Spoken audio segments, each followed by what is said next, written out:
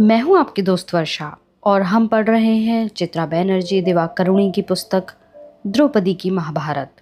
आज हम पढ़ेंगे अध्याय 10 जिसका नाम है जन्म। तो चलिए शुरू करते हैं।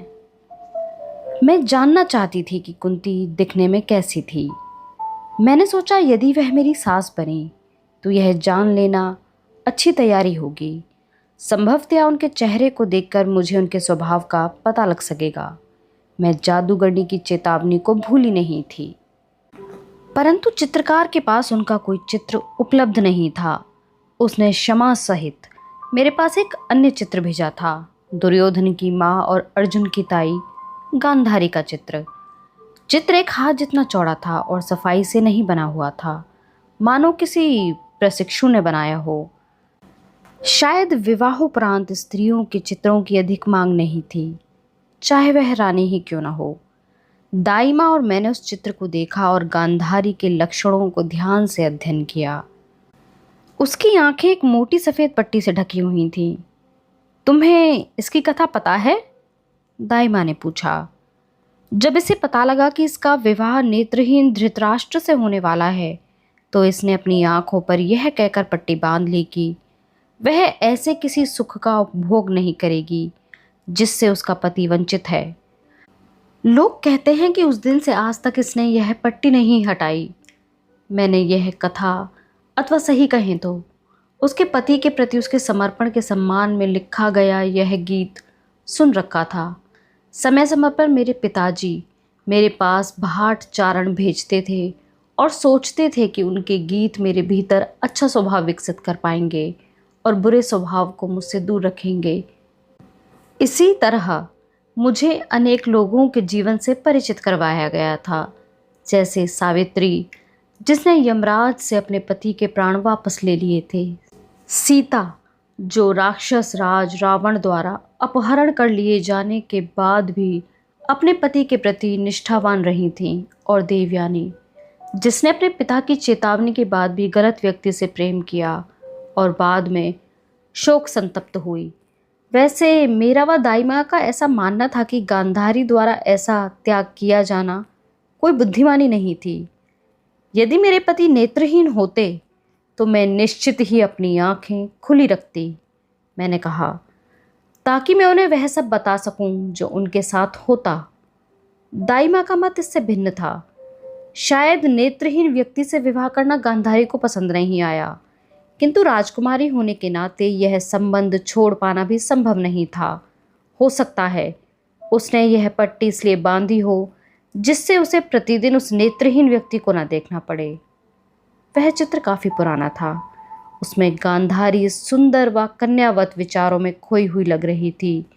उसके केश की लपटें उसके माथे पर गिर रही थीं और वह हवा में कुछ सुनने का प्रयास करती हुई प्रतीत हो रही थी, मानो वह अपनी खोई हुई दृष्टि की क्षतिपूर्ति कर रही हो।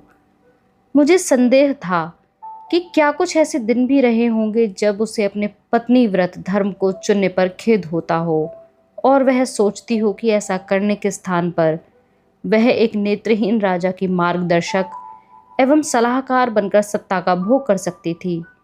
परंतु उसने शपथ ली और फिर अपने ही शब्दों के जाल में उलझ गई। उसका मुख सशक्त लगता था और उसके पीले सुंदर होठ उसके संकल्प व हताशा के मध्य संतुलन स्थापित करते लगते थे। गांधारी ने यद्यपि अपने विवाह के लिए बहुत कुछ त्याग किया था, किंतु वह भी कुंती की भांति प्रसन्न नहीं थी। बाद में मुझे लगा कि क्या यही बात उन दोनों रानियों को शक्ति प्रदान करती थी, परंतु शायद मैंने कारण व परिणाम को परस्पर मिला दिया था। शायद बलवती स्त्रियों का विवाहित जीवन उदासीपूर्ण ही होता है। इस विचार से मैं परेशान हो उठी। धृतराष्ट्र बहुत कटु व्यक्ति था। वह इस विचार से कभी उबर नहीं पाया कि वृद्ध जनों द्वारा राजा बनने के प्रश्न पर विचार करते समय राज्य का दायित्व उसके पास सिर्फ इसलिए हस्तांतरित किया गया था क्योंकि वह नेत्रहीन था। उसका दावा था कि वह अपने अनुज से प्रेम करता था और शायद करता भी था। चूंकि वह अत्यंत विचित्र व विरोधाभासी स्वभाव का व्यक्ति था, वह शाप पीड़ित पांडु के वनवास पर जाने के निर्णय से अवश्य ही प्रसन्न हुआ होगा। धृतराष्ट्र के जीवन का एकमात्र उद्देश्य एक पुत्र उत्पन्न करना था जो उसके बाद उसके सिंहासन का उत्तराधिकारी बन सके। परंतु यह समस्या खड़ी हो गई कि कई वर्षों तक अनेक प्रयासों के बावजूद गांधारी गर्भ धारण नहीं कर सकी। अंत में जब यह संभव हुआ तब तक देर हो चुकी थी। कुंती के गर्भ में युधिष्ठिर का आगमन हो चुका था। वर्ष आया और वर्ष बीत गया। युधिष्ठिर का जन्म हुआ। अगली पीढ़ी का प्रथम पुत्र होने के नाते वृद्धजनों ने घोषणा की कि सिंहासन युधिष्ठिर को मिलेगा। धृतराष्ट्र के गुप्तचर कई अन्य अशुभ समाचार लाए। कुंती दोबारा गर्भवती हुई। अब धृतराष्ट्र और उसकी महत्वाकांक्षा के मध्य दो बाधाएं थीं। गांधारी का पेट मधुमक्खी के विशाल छत्ते की भांति बढ़ता चला गया, परंतु उसे प्रसव पीड़ा नहीं हो रही थी। शायद कुंठित राजा का उसे फटकार लगाना या गांधारी की एक सेविका को अपनी प्रेमिका बना लेना ही वह कारण था जिसने गांधारी को निराशा के सागर में धकेल दिया था। उसने अपने पेट पर तब तक निरंतर चोट की जब तक उसमें से रक्त नहीं बहने लगा, और इस रक्तपात के बीच उसने एक विशाल अविकसित मांसपिंड को जन्म दिया। महल में कोलाहल मच गया। दाई माँ ने कहा, लोग हाथ झटकते हुए इधर उधर भाग रहे थे और कह रहे थे कि यह दैत्यों का कार्य है। उनका नेत्रहीन राजा अपने सिंहासन पर हतप्रभ बैठा था और गांधारी अचितावस्था में थी। तभी सौभाग्य से वहां एक तपस्वी आया। उसने उस मांसपिंड को काटकर उसके 100 टुकड़े किए और प्रत्येक टुकड़े के लिए मक्खन से भरी एक एक हांडी मंगवाई। उसने उन टुकड़ों को उन हांडियों में बंद कर दिया और यह चेतावनी दी कि उन्हें 1 वर्ष से पहले न खोला जाए। इस प्रकार दुर्योधन और उसके भाइयों और उनकी एक बहन दुश्शला का जन्म हुआ। शायद यही कारण है कि उसकी कर्ण से इतनी घनिष्ठ मित्रता है, क्योंकि वह भी संसार में ऐसे ही विचित्र ढंग से आया था। कर्ण का नाम सुनते ही मेरा चेहरा गर्म होने लगा। उसे छिपाने के लिए मैंने कहा, क्या अब किसी के यहाँ भी बालक का जन्म सामान्य ढंग से नहीं होता? दाई माँ ने मुझे तीखी दृष्टि से देखा। यदि उन्हें कोई प्रश्न पूछने की इच्छा हुई भी होगी तो उन्होंने वह नहीं पूछा। क्या इसलिए कि उन्हें पता नहीं था कि वह उत्तर सुनकर क्या करेंगी। तुम बहुत बोलती हो, वह बोली और फिर कथा सुनाने लगी। अधिकतर लोग यही जानते हैं कि अधिरथ नामक सारथी ही कर्ण का पिता है, किंतु कुछ समय पूर्व हस्तिनापुर की अश्वशाला में काम करने वाले एक लड़के ने कुछ अलग ही कथा सुनाई थी। एक दिन जब अधिरथ गंगा तट पर पूजा अर्चना के लिए गया तो उसे वह बालक नदी में तैरती एक लकड़ी की टोकरी में लेटा मिला। वह बालक उस समय मात्र 1 सप्ताह का था। यह तो सामान्य बात है। कभी कभी कोई कुलीनी स्त्री संकट में पड़कर शाख से छिपाने के लिए ऐसा कर सकती है, परंतु उस बालक में कुछ विशेष बात थी। उसके कानों में स्वर्ण कुंडल थे और उसका वक्ष स्वर्ण कवच से ढका हुआ था जो उसके तन से अलग नहीं हो सकता था। वह कवच उसके शरीर का ही भाग था। अधिरथ का मानना था कि चूंकि उसकी अपनी कोई संतान नहीं थी, इसलिए देवताओं ने उसकी प्रार्थना सुनकर कर्ण को उसके पास भेजा था। शायद अधिरथ पूरी तरह गलत भी नहीं था। मुझे उस चित्र में कर्ण के चेहरे पर वह अलौकिक अभिव्यक्ति याद है। ऐसा लग रहा था कभी कहीं किसी दिव्य हाथ ने उसे स्पर्श किया था।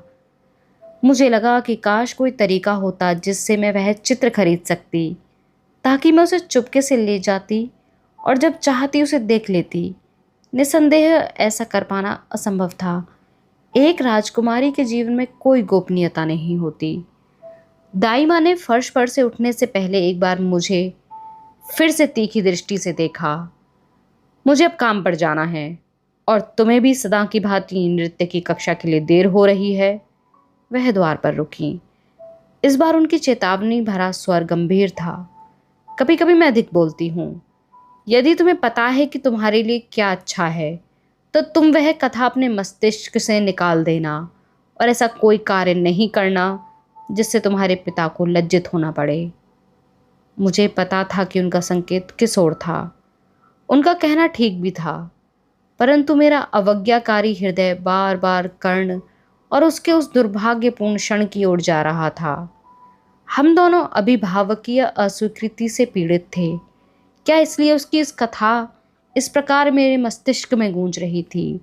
हालांकि उसकी पीड़ा की तुलना मेरी पीड़ा से नहीं की जा सकती। मैं बार बार उस माँ के विषय में कल्पना कर रही थी जिसने उसे त्याग दिया था, क्योंकि मुझे निश्चित रूप से यह ज्ञात था कि उसे देवताओं ने नहीं अपितु उसकी माँ ने नदी में बहाया था। अपनी बंद आंखों में मैंने उसकी माँ को अपने बालक, अपने ही दुलारे सोते हुए अंश को रात्रि के समय पानी में बहाते देखा था। मेरी कल्पना में वह अत्यंत युवा था और उसके चेहरे की आकृति गांधारी से मिल रही थी। हालांकि ऐसी बात सोचना भी मूर्खता थी। वह रोई नहीं, उसकी आंखों के आंसू सूख गए थे। उसे सिर्फ अपनी प्रतिष्ठा का भय था, जिसके कारण उसने अपने दुशाले को खींचकर सिर के निकट ले लिया और बालक को नदी में बहता हुआ देखती रही। उसे तुरंत वहां से लौटना था। वह अपने सभी आभूषण शयन कक्ष में छोड़ आई थी और उसने अपनी सबसे पुरानी साड़ी पहनी हुई थी। यदि चौकीदार उसे उस समय अपने पिता के महल से इतनी दूर देख लेता तो अनर्थ हो सकता था, क्योंकि इतनी रात में सिर्फ वेश्याएं बाहर घूमती हैं। नदी के घुमाव के साथ ज्यों ही डगमगाती हुई टोकरी उसकी दृष्टि से ओझल हुई, उसने अपनी सिसकी को किसी तरह दबा लिया। फिर वह यह सोचती हुई कि कम से कम काम तो निपट गया, अस्थिर कदमों से घर लौट आई। मेरा हृदय उस माँ और बेटे दोनों के लिए द्रवित हो रहा था, क्योंकि जीवन के विषय में इतना कम जानते हुए भी मैं यह अनुमान लगा सकती थी कि ऐसा करना पूरी तरह गलत है। अपना शेष जीवन वह यही सोचती रहेगी कि ना जाने उसका पुत्र कहाँ होगा। प्रत्येक आकर्षित अपरिचित पुरुष के निकट से गुजरते हुए वह सोचेगी, ऐसे ही जैसे उसका पुत्र भी अपरिचित स्त्रियों के विषय में सोचेगा कि क्या यह है। प्रत्येक सुबह उठने के बाद एक नगर में अथवा दो भिन्न राज्यों में उन दोनों को प्रथम विचार एक दूसरे के विषय में आता होगा। वे दोनों क्रोध और पश्चाताप के क्षणों में यह चाहते होंगे कि काश उस दिन वह दूसरा विकल्प चुनने का साहस कर पाई होती। आज की वीडियो में बस इतना ही। आज मैं आपसे एक प्रश्न करना चाहूँगी जिसका उत्तर आप सभी हमें कमेंट बॉक्स में ज़रूर दें। कुंती का कर्ण के प्रति किया गया फैसला क्या ठीक था या गलत? इसका उत्तर आप हमें अवश्य दें। हम आपके उत्तर की प्रतीक्षा में रहेंगे। हमारे साथ इस वीडियो में बने रहने के लिए बहुत शुक्रिया।